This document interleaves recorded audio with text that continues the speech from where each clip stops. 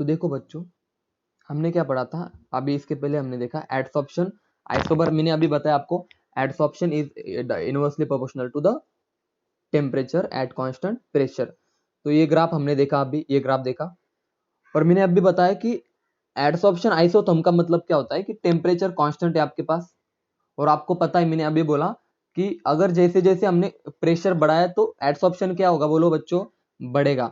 Adsorption बढ़ेगा तो देखो एक्सटेंट ऑफ एडसॉर्प्शन या एडसॉर्प्शन वर्सेस प्रेशर का ग्राफ देखो, प्रेशर बढ़ रहा है और एडसॉर्प्शन भी क्या हो रहा है, जल्दी बोलो, बढ़ रहा है। लेकिन अब मुझे बोलो एक बात बोल दो मुझे, सपोज आपके पास कोई सरफेस है और इसके ऊपर देखो पूरा सरफेस ऑक्यूपाई हो गया, अभी पूरा सरफेस भर गया है। ये ऊपर वाला ये तुम्हारा है एडसॉर्बेट है, ये एडसॉर्बेट है, यहाँ पे लिखता हूँ एडसॉर्बेट, और ये एडसॉर्बेंट है, एडसॉर्बेंट। ओके, अब देखो ये पूरा सरफेस तुम्हारा भर गया है और हमने प्रेशर पूरा डाल दिया, अभी पूरा प्रेशर है, मतलब फुल प्रेशर जितना था उतना, प्रेशर बहुत ज्यादा कर दिया। तो क्या और एडसॉर्प्शन होगा क्या रे? एक बार इतना होगा फिक्स, तो इससे ज्यादा होगा एडसॉर्प्शन?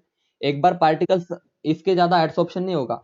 मतलब एक समय ऐसा भी आएगा ना कि एडसॉर्प्शन क्या हो जाएगा, जल्दी बोलो, कांस्टेंट हो जाएगा। अब उससे ज्यादा अब क्या अंदर जाएगा क्या, या अंदर जाएगा क्या पार्टिकल, गैस मॉलिक्यूल उसके अंदर जाएगा क्या? अभी नहीं ना। आप कितना भी प्रेशर बढ़ाओ ऊपर ही बैठे रहेंगे। मतलब समझो, एडसॉर्प्शन वर्सेस प्रेशर के जब हम प्रेशर बढ़ाएंगे तो एडसॉर्प्शन क्या होगा, धीरे धीरे बढ़ेगा और बाद में क्या हो जाएगा, बाद में कांस्टेंट हो जाएगा। फिर आप कितना भी प्रेशर बढ़ाओ, क्या बोला, कितना भी प्रेशर बढ़ाओ एडसॉर्प्शन बढ़ेगा नहीं, वो कांस्टेंट हो जाएगा। समझे या नहीं समझे? ये ग्राफ समझ में आया एडसॉर्प्शन आइसोथर्म का, टेम्परेचर कांस्टेंट पे। टेम्परेचर कांस्टेंट है तो एडसॉर्ब, मैंने बोला था अभी, मैंने बोला था temperature pressure of x by M में अगर तुम्हारा टेम्परेचर कांस्टेंट है, अगर टेम्परेचर कांस्टेंट है तो ग्राफ किसके बीच में आएगा, प्रेशर और एडसॉर्प्शन आइसोथर्म। तो ये भी बात आपको क्लियर हो गई। चलो आगे बढ़े अभी। ओके,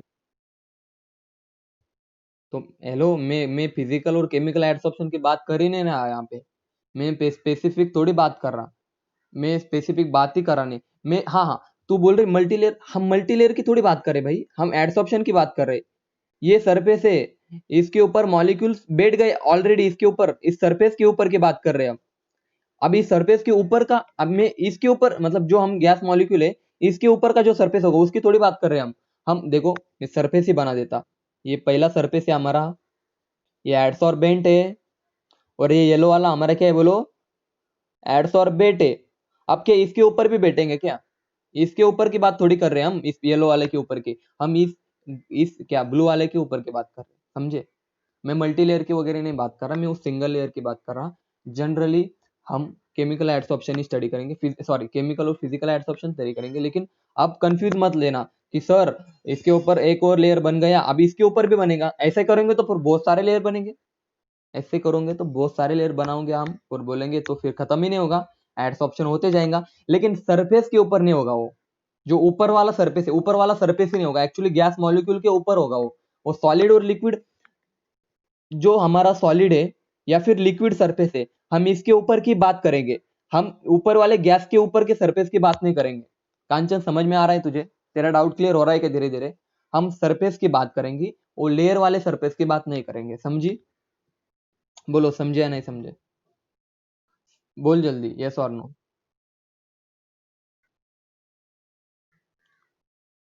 क्या बोला, फिर से बोल।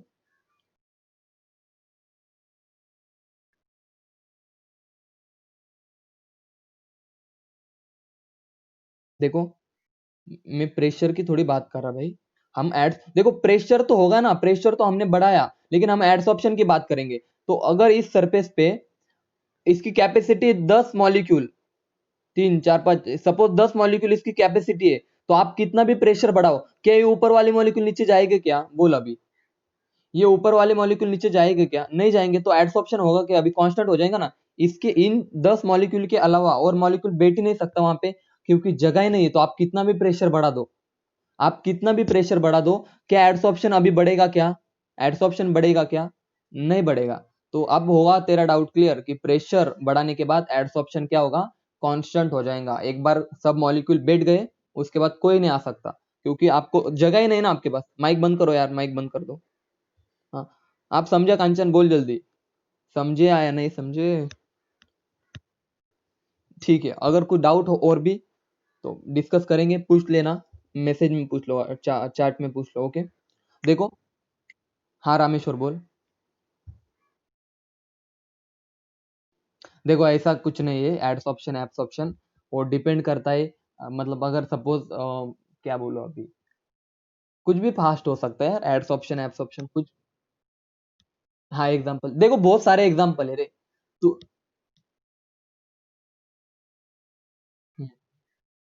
अरे अरे हाँ हाँ। हाँ हाँ, तो ऐसा सोचा तो फिर एड्स ऑप्शन फास्ट होता है। देखो एड्स ऑप्शन रे, एड्स ऑप्शन। हाँ तो देखो, पहली बात, सबसे एक इंपॉर्टेंट बात बोल देता हूँ, अगर रामेश्वर ने अच्छा क्वेश्चन पूछा और मुझे भी एक अच्छे आइडिया है, अगर पूछ ही दिया ना क्या फास्ट होता है, तो सीधे एड्स ऑप्शन फास्ट होता है। क्योंकि मॉलिक्यूल जब आएंगे तो सरफेस पे आएंगे या फिर बीच में आएंगे, बोलो जल्दी, पहले कहाँ पे आएंगे? सरफेस में आएंगे या बल्क में आएंगे, जल्दी बोलो। पहले सरफेस पे आएंगे, तो इसलिए एड्स ऑप्शन फास्ट होगा। अगर पूछा ही आपको, बहुत भाई पूछ ही दिया कि बोलो एड्स ऑप्शन या एप्स ऑप्शन फास्ट कौन सा होता है, तो सीधा आंसर है एड्स ऑप्शन फास्ट होता है। क्योंकि मॉलिक्यूल सीधे आके पहले कहाँ पे आएंगे? सरफेस पे आएंगे, उसके बाद कहाँ पे जाएंगे? बल्क के अंदर गए तो जाएंगे, वरना नहीं जाएंगे, वो उनकी मर्जी है। चलो ठीक है, गुड क्वेश्चन। ओके, आगे बढ़े अभी, बोलो आगे बढ़े। हम्म। अब देखो। हाँ,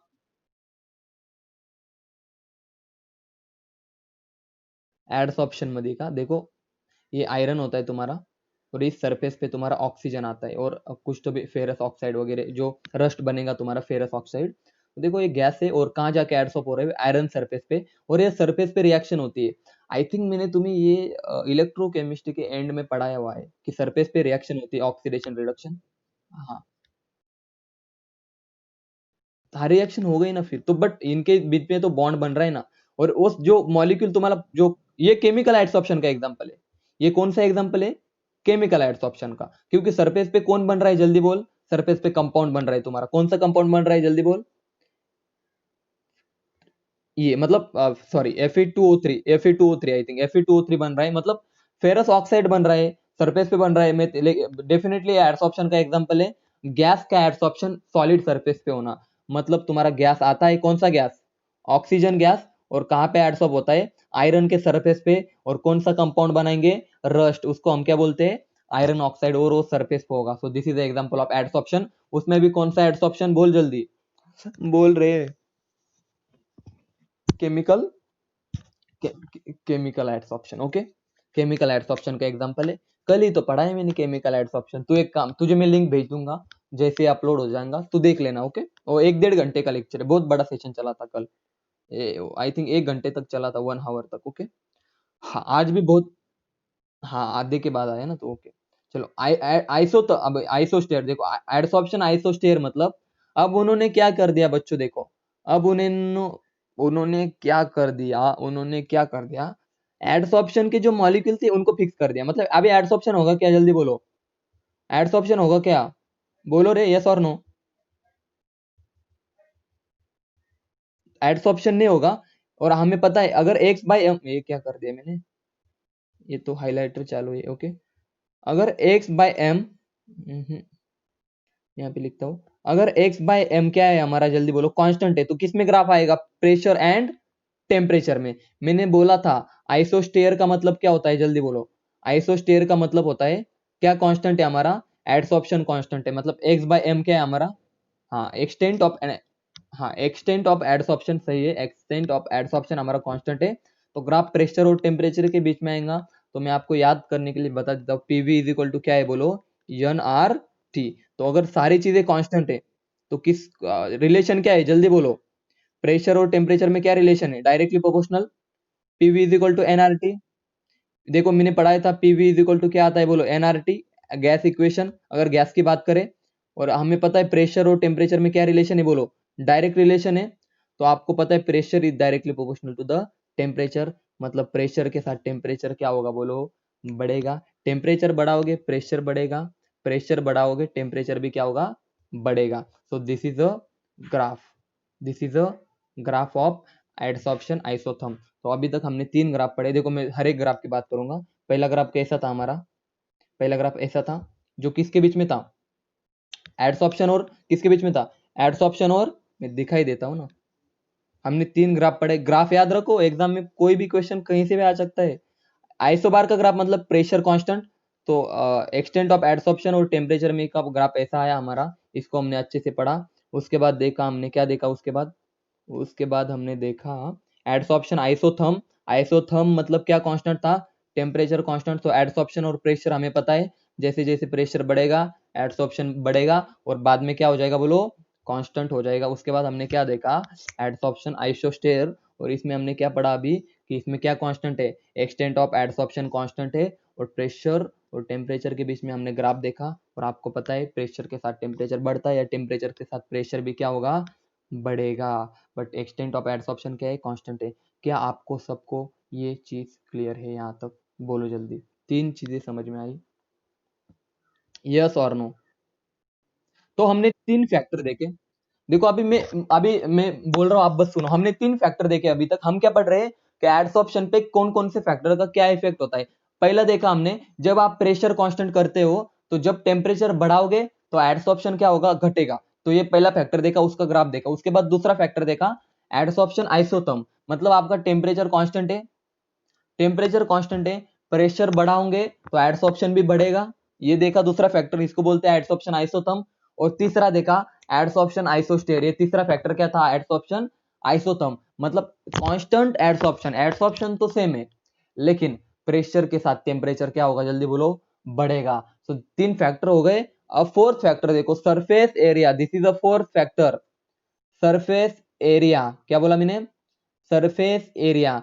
कॉमन सेंस से जल्दी बोलो, एक सरफेस एरिया इतना है और एक थोड़ा सा बड़ा है, तो अब मुझे बोलो इस सरफेस एरिया पे, मतलब ये सरफेस का एरिया है, ये छोटा सरफेस है, ये बड़ा सरफेस एरिया, एडसॉर्प्शन कहाँ ज्यादा होगा रे, यहाँ पे एडसॉर्प्शन ज्यादा होगा, ए में होगा या बी में होगा। तो जाहिर सी बात है, जाहिर सी बात है ए में एडसॉर्प्शन ज्यादा होगा। तो वही लिखा है, adsorption is directly proportional to the surface area. आपका एडसॉर्प्शन जितना ज्यादा, सॉरी सरफेस एरिया जितना ज्यादा, उतना ज्यादा क्या होगा, जल्दी बोलो, एडसॉर्प्शन होगा। तो आप बस इतनी, हाँ अब बस इतनी बात याद रखो, as the surface area increases extent of adsorption is also increases. समझे या नहीं समझे, जल्दी बोलो। और दूसरी बात ये भी लिख सकते हैं कि adsorption also depend on nature of surface area, मतलब आप किस तरह का सरफेस एरिया लेते हो। मतलब अभी एग्जांपल मानो, एग्जांपल मान लो आपके पास कोई फॉर एग्जांपल ये कोई पेपर है, क्या है बोलो, पेपर है, और एक जगह पे आपके पास ग्लास है, मतलब कांच होती है ना, कांच। तो इसमें से आपको एडसॉर्प्शन करना है, सिंपल एडसॉर्प्शन। या इंक है, यहाँ पे डस्टर है, यहाँ पे डस्टर है, और यहाँ पे ग्लास है। ग्लास मतलब आपको पता है ना, ग्लास होता है, ग्लास पता है ना यार, ग्लास भी बोलना पड़ेगा कि मिरर का ग्लास। तो अब इस पे इंक डालो, इस पे भी इंक डालो, तो मुझे बोलो ये दोनों का सरफेस एरिया तो सेम है, सरफेस एरिया दोनों का सेम है, लेकिन ये पेपर है तुम्हारा और ये ग्लास है। तो मुझे बोलो यहाँ पे एडसॉर्प्शन ज्यादा कहाँ पे होगा, जल्दी बोलो। तो पेपर पे एडसॉर्प्शन ज्यादा होगा, सही है हाँ सही है, पेपर पे एडसॉर्प्शन ज्यादा होगा, ग्लास पे इतना अच्छा एडसॉर्प्शन नहीं हो पाएगा। तो इसका मतलब कि सरफेस एरिया अगर सेम रहा तो आप क्या देखोगे कि नेचर ऑफ सरफेस एरिया, मतलब आपने जो सरफेस एरिया लिया है वो किस टाइप का है, किस तरह का है। तो आपको एग्जाम्पल के थ्रू इतना समझ में आया कि as surface area increases extent of adsorption increases. लेकिन अगर सरफेस एरिया अलग अलग, सरफेस एरिया सेम रहा तो हम क्या देखेंगे, उसका नेचर देखेंगे। किसका नेचर, सरफेस एरिया किस टाइप का है, उसका नेचर क्या है। तो आपको, हाँ, तो this is a fourth, this is a fourth factor affect on adsorption. क्या ये समझ में आया सबको सरफेस एरिया का, जल्दी बोलो, जल्दी बोलो।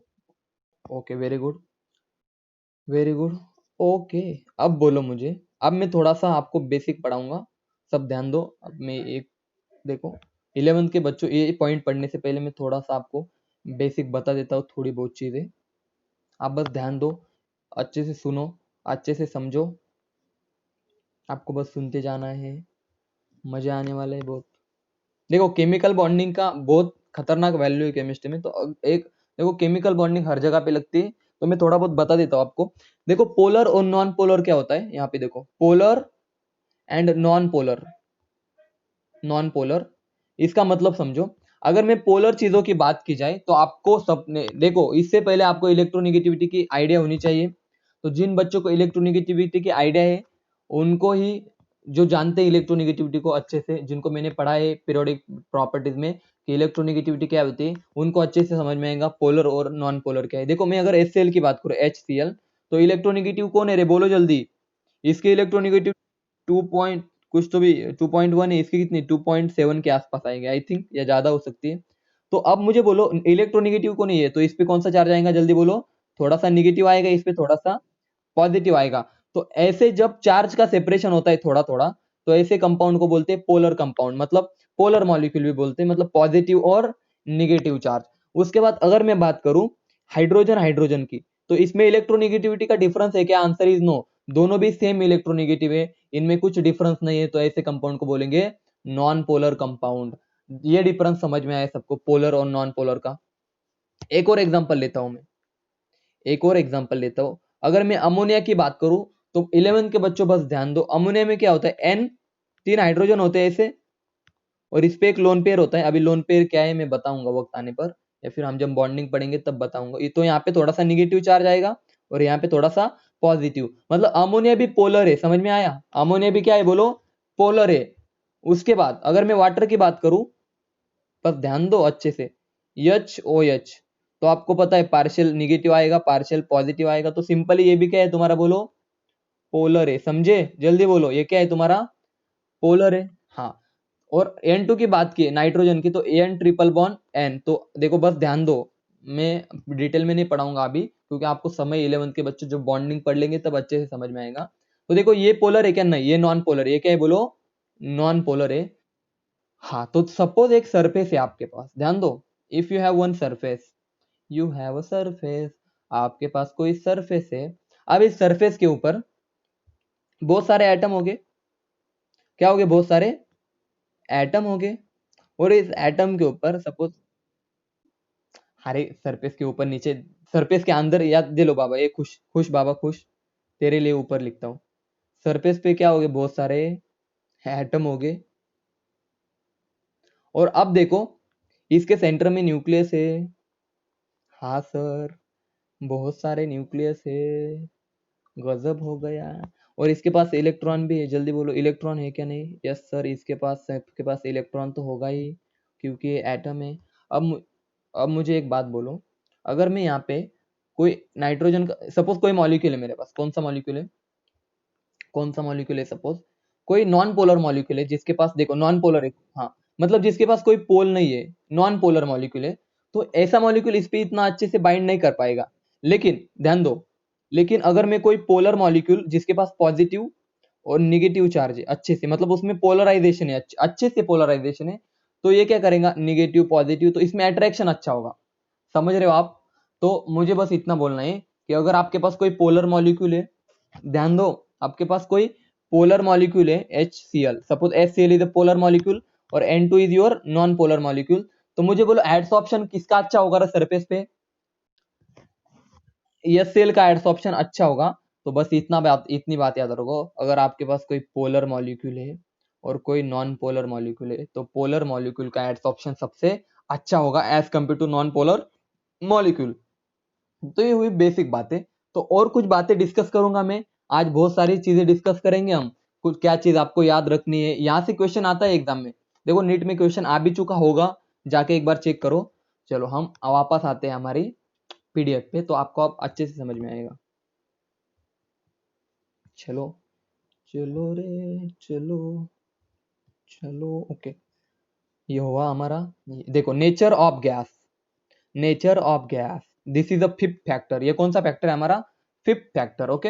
अब अगर नेचर ऑफ गैस मतलब हमने किस तरह का गैस लिया है उस पे हमारा एडसॉर्प्शन डिपेंड करता है। द एक्सटेंट ऑफ एडसॉर्प्शन, क्या बोला मैंने, the extent of adsorption is maximum for polar gas, बोला था ना, the extent of adsorption is maximum for polar gas और non polar gas due to the strong interaction in polar molecule as compared to the non polar molecule। मतलब adsorption maximum किस में होगा, जल्दी बोलो, पोलर गैस में as compared to non polar gas. और इसका रीजन क्या है बोलो, पोलर गैस में इंटरेक्शन स्ट्रांग होते हैं किसके साथ, एज कंपेयर टू मतलब किसके कंपेयर में, नॉन पोलर गैस के कंपेयर में।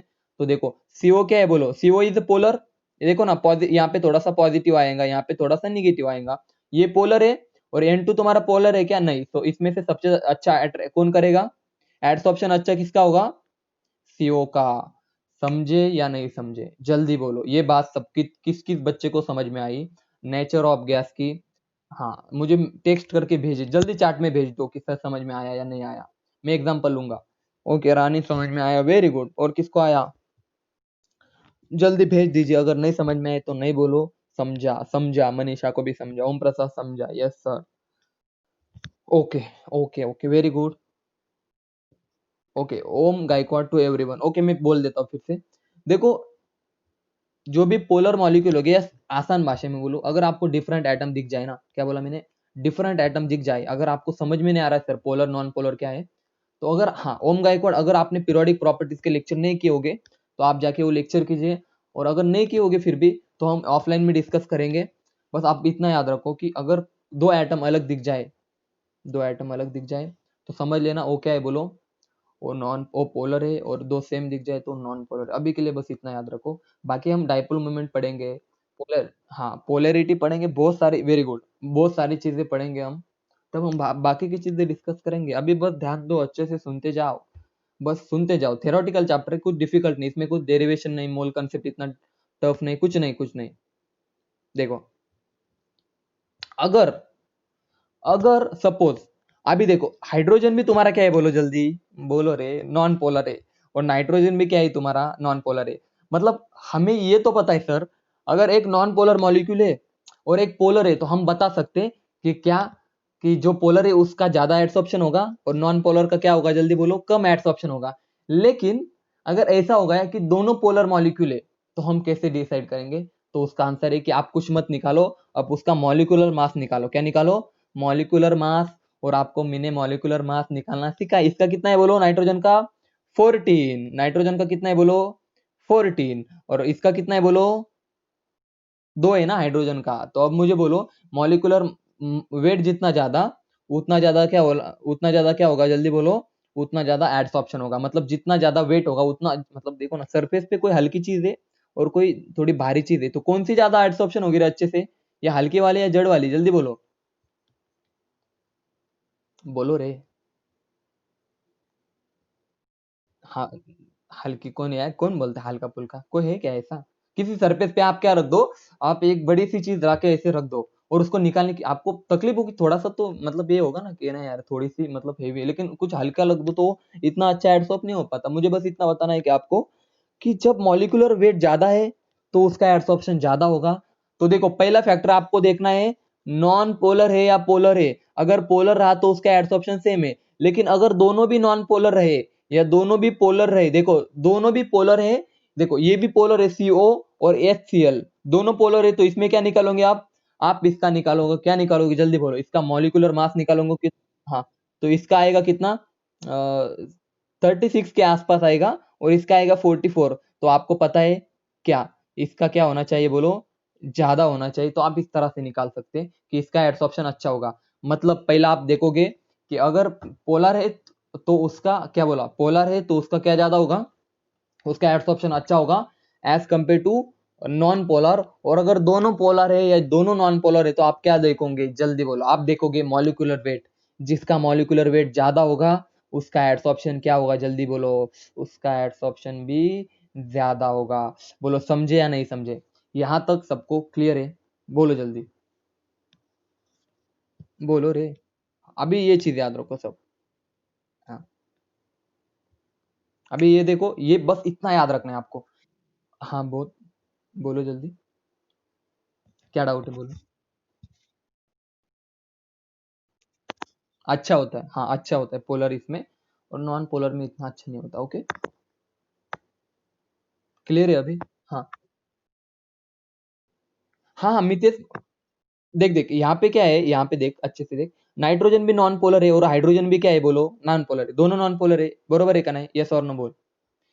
ए भी नॉन पोलर, ए भी नॉन पोलर, पर फिर अगर दोनों नॉन पोलर हो या दोनों भी पोलर हो तो हम क्या करेंगे, यहाँ पे हमने क्या निकाला, मॉलिक्यूलर मास, और मॉलिक्यूलर मास आपको निकालना आता है, ओके। हमने मोल कंसेप्ट में देखा। तो जिसका मॉलिक्यूलर मास ज्यादा होगा, देखो एक सरफेस है, इस पे आपने क्या लग दिया, इस पे आपने कोई बड़ा एटम रखा और छोटा एटम रखा, तो कौन अच्छे से एडसॉर्ब होगा रे, छोटा या बड़ा, जल्दी बोलो, कौन अच्छे से, बड़ा वाला। तो जिसका मॉलिक्यूलर वेट, मॉलिक्यूलर मास ज्यादा है, वो अच्छा एडसॉर्प्शन करेगा। तो अगर दो नॉन पोलर है, देखो ये भी नॉन पोलर है, ये भी नॉन पोलर है, तो आप ऐसे केस में क्या देखेंगे, मॉलिक्यूलर वेट देखेंगे। समझ में आया? या फिर देखो एक और एग्जांपल लेता हूं मैं, क्या एग्जांपल लो, मैं एग्जांपल लेता हूं यहाँ पे HCl और EHBr। देखो दो एग्जांपल है, आपको चेक करना है कि आपको पता है ये भी पोलर है और ये भी पोलर है, ये भी पोलर, ये भी पोलर, लेकिन अब आपको इसमें से निकालना है कि किसका एडसॉर्प्शन ज्यादा होगा। तो मुझे अब बताओ, मॉलिक्यूलर मास किसका ज्यादा है, तो आपको पता है इसका ज्यादा है, तो एडसॉर्प्शन किसका ज्यादा होगा, इसका ज्यादा होगा। तो देखो अगर दो पोलर आ जाए, दो पोलर आ जाए या दो नॉन पोलर आ जाए, तो आप क्या निकालोगे, उसका मॉलिक्यूलर वेट निकालोगे। और मॉलिक्यूलर वेट निकालना आपको आता है, उन्होंने सब चीजें दी हुई होगी, आपको बस निकालना होगा। बोलो समझ में आया क्या? आप समझ में आ रहा है सबको? हाँ। तो अभी ये सीक्वेंस बस याद रख लो, मैं आपको बोलता हूँ तो भी कोशिश करता हूँ एक्सप्लेन करने की। देखो यहाँ से क्वेश्चन आ सकता है, यहाँ पे लिखा है याद रखना है, याद रखना ही है। देखो मैं बोलता हूँ कैसे, देखो याद रखो, सब ध्यान दो। देखो आपको पता है H2 और N2 में कौन होगा, तो N2 होगा, ये अब भी देखा। इसमें से अच्छा एडसॉर्प्शन किसका होगा, तो आंसर है सर, इसमें से N2 का जो एडसॉर्प्शन है, हाँ, तो आंसर है, क्या बोला मैंने, कि N2 का जो एडसॉर्प्शन है, N2 का जो एडसॉर्प्शन है वो अच्छा होगा एज कम्पेयर टू H2। दोनों नॉन पोलर है, तो हमने क्या देखा, बोलो जल्दी, क्या देखा, हमने देखा कि मॉलिक्यूलर वेट, तो N2 और H2 में किसका ज्यादा है, N2 का ज्यादा है। उसके बाद हमने देखा N2 और CO में क्या है रे, बोलो, ये नॉन पोलर है, ये नॉन पोलर है, और ये क्या है, ये सॉरी सॉरी, ये पोलर है और ये नॉन पोलर है, तो इस दोनों में से किसका ज्यादा होगा, तो सीधा आंसर है ये पोलर है, इसलिए CO का ज्यादा होगा। लेकिन आपको एक बात बता देता हूँ, CH4 नॉन पोलर है, समझो। अब मैं बात कर रहा हूँ CH4 के बारे में, देखो, अब देखो, वेट फॉर अ मिनट, हाँ, सब ध्यान दो। अगर आपको कभी पूछे CH4 और CO में, तो एक बात याद करो, CH4 का स्ट्रक्चर अभी 11th के बच्चों को समझने के लिए मैं निकाल देता हूँ, CH, CH, CH, CH, हाँ बोल।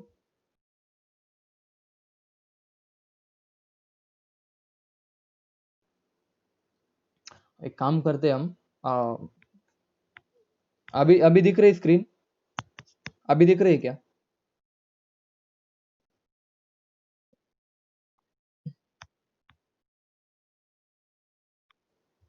नहीं दिख रही स्क्रीन? अभी भी नहीं दिख रही screen? Okay, so may be, okay मैं स्टॉप शेयर कर, तो मैं फिर से शेयर कर रहा हूँ, स्क्रीन नहीं दिख रही होगी तो। अच्छा, मैंने तो अभी कुछ किया ही नहीं, कैसे दिख रही है? एक काम करो, मेरी आवाज आ रही है सबको? ओके, तो आवाज अगर आ रही है तो शेयर डॉक्यूमेंट करता हूँ मैं, शेयर डॉक्यूमेंट, सरफेस केमिस्ट्री।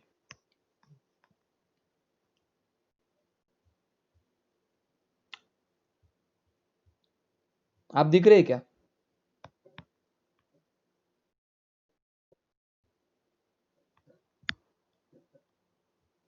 ठीक है, आई थिंक नेटवर्क इशू आ रहा है बारिश की वजह से।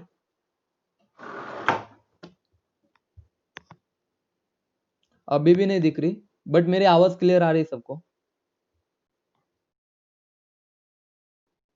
हाँ, अब नहीं दिख रही स्क्रीन, नहीं दिख रही, जल्दी बोलो।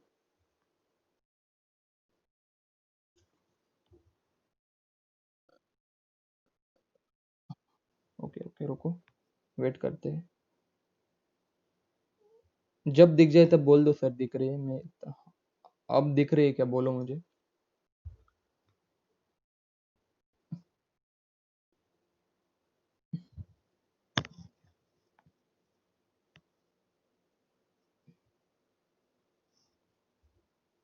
ओके, नहीं दिख रही तो एक काम करते हैं, हम कल कंटिन्यू करेंगे। आई थिंक नेटवर्क इशू होगा, समथिंग नेटवर्क प्रॉब्लम होगा। नहीं दिख रही आपको स्क्रीन, नहीं दिख रही, जल्दी बोलो। ठीक है, फिर एक काम करते हैं, हम कल कंटिन्यू करेंगे यहाँ से आगे। पहले यहाँ तक सबको समझ में आया क्या? यहाँ तक सबको समझ में आया क्या? जल्दी बोलो। ओके।